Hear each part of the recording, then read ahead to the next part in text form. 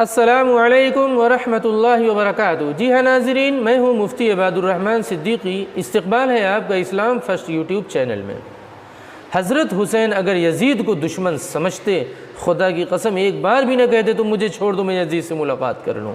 اس سے بھی پتہ چل رہا ہے کہ حضرت حسین کا اصل قاتل کون ہے۔ قتل کسی اور نے کیا، سیدھا سیدھا الزام کرنٹ گورنمنٹ کے نام لگ گیا۔ جو آج سب سے زیادہ حسن حسن حسین حسین کر رہے ہیں، علی علی علی علی، فاطمہ فاطمہ، امام زین العابدین، ائمہ معصومین، اہل بیت، پنجتن، جو سب سے زیادہ چیخ رہے ہیں، چلا رہے ہیں، اللہ کی قسم یہ چیخنا چلانا ان کی مجبوری ہے۔ نہیں چیخیں گے چلائیں گے تو لوگ کہیں گے کہ قاتل یہی ہیں، اور قتل کا داغ چھپانے کے لیے ہر سال یہ ڈرامہ کر رہے ہیں تاکہ دنیا یہ مان لے شیعوں سے زیادہ اہل بیت سے محبت کرنے والا، علی اور حسن حسین سے زیادہ ان لوگوں سے زیادہ محبت کرنے والا ان لوگوں سے کوئی نہیں ہے۔ سب سے زیادہ قتل میں شامل، سب سے زیادہ ڈرامائی، سب سے زیادہ اللہ کی قسم اس قتل میں شامل ہونے والے یہ حضرات ہیں۔ کون؟ جن کو کہا جاتا تھا عبداللہ بن سبا، پھر سبائی ٹولہ، پھر منافقین کا ٹولہ، پھر آگے چلتے چلتے نو مسلم، پھر اور آگے چلتے چلتے باقاعدہ یہ ایک گروپ بن گیا جس کو آج باقاعدہ اہل تشیع کہا جاتا ہے۔ باقاعدہ اس کی ایک بنیاد پڑ چکی ہے اب، اور آج بھی سب سے زیادہ اسلام کو نقصان پہنچانے والے یہ شیعہ لوگ ہیں۔ اسلام کے خلاف مخبری، سازش، دلالی آج بھی کرنٹ گورنمنٹ سے مل کر یہی کر رہے ہیں۔ اس زمانے میں بھی کیے تھے اور آج بھی کر رہے ہیں، اور آگے چل کر بھی یہ کرتے رہیں گے۔ اسلامی شکل میں سب سے زیادہ لبادہ اسلامی کا پہن کر نقصان پہنچانے والے یہ شیعہ حضرات ہیں۔ اہل سنت کا عقیدہ ہے چاروں خلفاء برحق ہیں، اور خلفائے راشدین کی جو دور حکومت ہے نبوت کے بعد سب سے بہتر ہے، اور یہ 30 سال مکمل ہے، اور یہ راشدہ اور عادلہ ہے۔ ان سے بہتر نبی کے بعد کسی نے حکومت نہیں کی ہے، اور اعلیٰ مراتب معروفہ، نمبر 1 پر حضرت ابوبکر صدیق، نمبر 2 پر حضرت عمر فاروق، نمبر 3 پر سیدنا عثمان ابن عفان، نمبر 4 حضرت علی۔ اسی ترتیب پر یہ معروف مشہور ہے۔ اگر اس کے اندر کوئی کیڑے نکالتا ہے یا اس کے اندر کوئی کھٹمل نکالنے کی کوشش کرتا ہے، سمجھ لیجئے کہ اس کے اندر حضرات صحابہ کرام کی محبت نہیں ہے، بغض ہے، عداوت ہے، دشمنی ہے، وہ کیڑا دکھانے کی کوشش کر رہا ہے۔ حضرت علی پر سب سے پہلے بیعت کرنے والے میرے بھائی اکابرین صحابہ تھے۔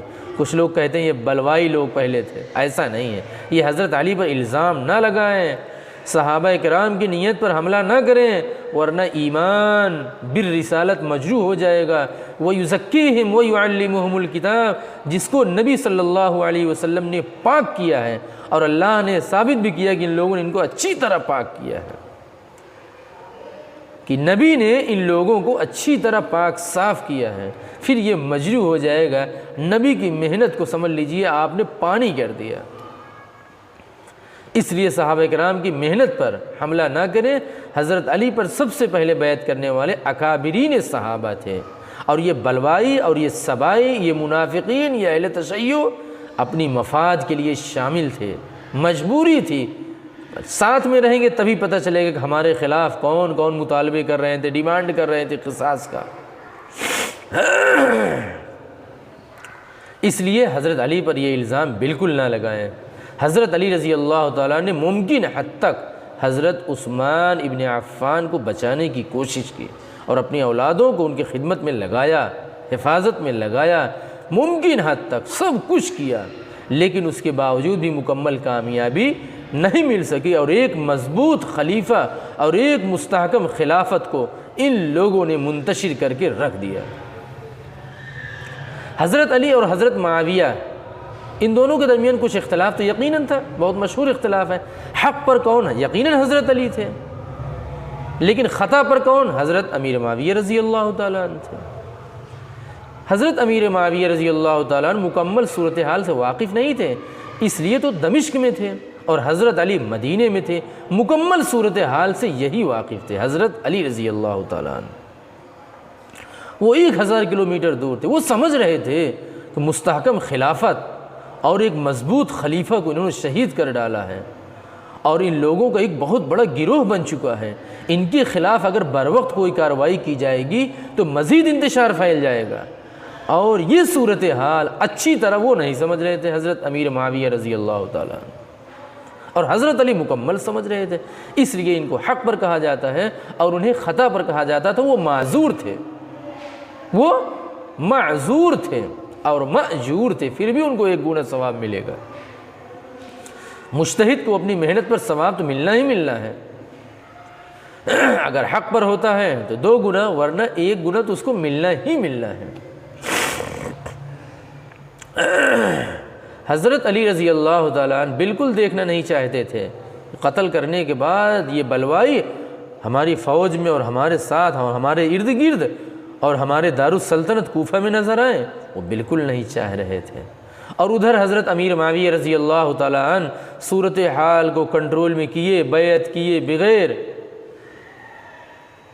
استحکام خلافت کے بغیر مطالبہ کر رہے تھے، اور حضرت علی بار بار یہ کہہ رہے تھے موقع دو، خلافت مضبوط کرو، بیعت کرو، سب کو اکٹھا کرو، ان سے تو بدلہ ہر حال میں لینا ہے، اگر یہ تمہارے رشتہ دار ہیں تو ہمارے بھی رشتہ دار ہیں۔ میرے بھائی، شیعہ علماء کو اگر آپ دیکھیں گے اور ذاکرین کو، پورے سال گنڈے، لچے، ٹھاکر بابن کی طرح نظر آئیں گے، شکل صورت سے بھی لگتے ہیں کہ 1 نمبر قاتل ہیں یہ، لیکن جیسے محرم کا مہینہ آ جائے گا، صاحب جو ہے کرتا پائجامہ پہن کر ہر وقت اہل بیت کی شان میں گنگناتے ہوئے دعوائے محبت کرنے لگتے ہیں۔ ان کا استنجا تک کبھی بھی نہیں صاف ہوتا ہے، لیکن ایک مجلس کے لیے 30,000 40,000 50,000 1 لاکھ صرف صحابہ کو گالی دینے کے لیے اتنا لیتے ہیں۔ کسی شریعت کے کسی بھی عضو کے پابند نہیں ہوتے، نہ نماز کے، نہ روزے کے، نہ حج کے، نہ زکوٰۃ کے، نہ تلاوت کے، نہ عقائد کے، کسی چیز کے پابند نہیں ہوتے۔ شکل صورت سے بھی لگتا ہے 1 نمبر بوڑم لوگ ہیں، لیکن انہی کو ان کے عوام بلا کر 30 40 ہزار روپے دیتے ہیں۔ یقیناً حضرت علی رضی اللہ تعالیٰ عنہ کی خلافت کو میرے بھائی استحکام نہیں مل پایا، پھر حضرت حسن پر بیعت کیے گئے۔ حضرت علی سے پوچھا گیا تھا کیا ہم لوگ جو ہے حضرت حسن پر بیعت لے لیں، نامزد کر لیں؟ حضرت علی نے فرمایا نہ میں تم کو حکم دیتا ہوں اور نہ ہی میں تم کو روکتا ہوں۔ اس سے پتہ چل گیا